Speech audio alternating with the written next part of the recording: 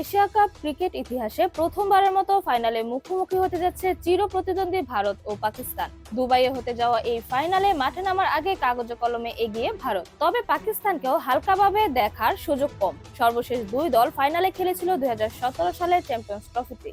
সেবার জিতেছিল পাকিস্তানি। আর টুর্নামেন্ট জুড়ে ছন্দে না থাকলেও পাকিস্তানের ফাইনালে জ্বলে ওঠার দৃষ্টান্ত তো 1992 বিশ্বকাপ আর 2009 টি-20 বিশ্বকাপ ফাইনালেও আছে। এখন দেখার বিষয়, আজ ফাইনালে কোন একাদশ নিয়ে মাঠে নামবে পাকিস্তান।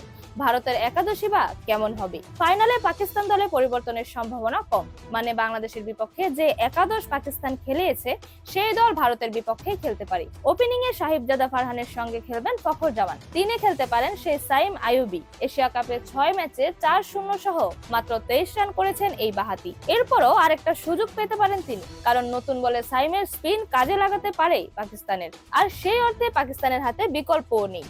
এই তিনজন ছাড়া পাকিস্তানের কোথায় কে ব্যাটিং করবে সেটা ঠিক নেই। দ্রুত উইকেট হারালে চারে আসতে পারেন অধিনায়ক সালমান আগা, নইলে হুসেন, তালাত, মোহাম্মদ হারিসদের দেখা যেতে পারে। বাংলাদেশ ম্যাচে 55 রানে পাকিস্তান 5 উইকেট হারিয়েছিল, সেখান থেকে পাকিস্তানের রানকে 135-এ নিয়ে যান শাহিন শাহ আফ্রিদি, মোহাম্মদ হারিস ও মোহাম্মদ নেওয়াজ। পাকিস্তানের মূল ব্যাটসম্যানদের যে ফর্ম, তাতে ভারত ম্যাচেও এরাই পাকিস্তানের ভরসা। পাকিস্তানের বোলিং লাইনআপকে নেতৃত্ব দেবেন শাহিন শাহ আফ্রিদি, সঙ্গে আছেন হারিস রউফ, আছেন স্পিনার আবরার আহমেদও।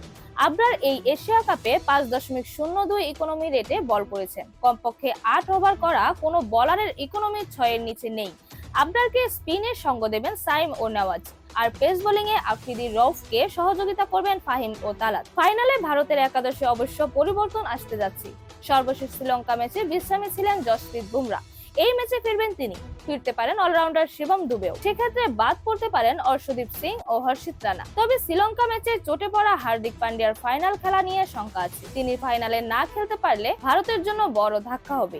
সেক্ষেত্রে একাদশে অর্শদীপ বা হর্ষিতের যে কোনো একজনকে রাখতেই হবে, কারণ এশিয়া কাপে জসপ্রীত বুমরার সঙ্গে নতুন বলে পান্ডিয়া নিয়মিত বোলিং করেছে। পেস বোলিং অলরাউন্ডার হলেও দুবের বোলিং ঠিক পান্ডিয়ার মতো নয়, তাই দ্বিতীয় পেসার হিসেবে কাউকে প্রয়োজন হবে ভারতের। স্পিন বিভাগ সামলাবেন বরুণ চক্রবর্তী ও কুলদীপ যাদব, প্রয়োজনে হাত ঘোরাবেন অক্ষর প্যাটেল। এরকমই আরো নতুন নতুন খেলার আপডেট পেতে অবশ্যই চ্যানেলটি সাবস্ক্রাইব করে রাখুন। ধন্যবাদ। লেভাজ নিউজ।